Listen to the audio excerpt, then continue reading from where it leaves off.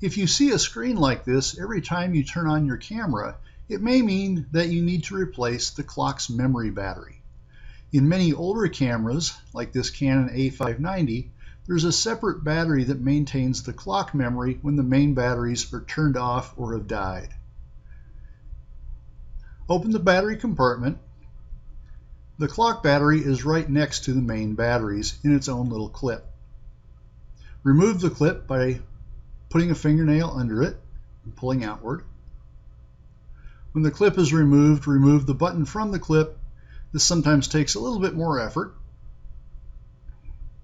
Once it's removed, check to make sure that you have a replacement battery of the same type. Put the new battery in and slide it back into the battery compartment. Once the new battery is in, put the main batteries back in and close the camera. Other cameras have a similar setup.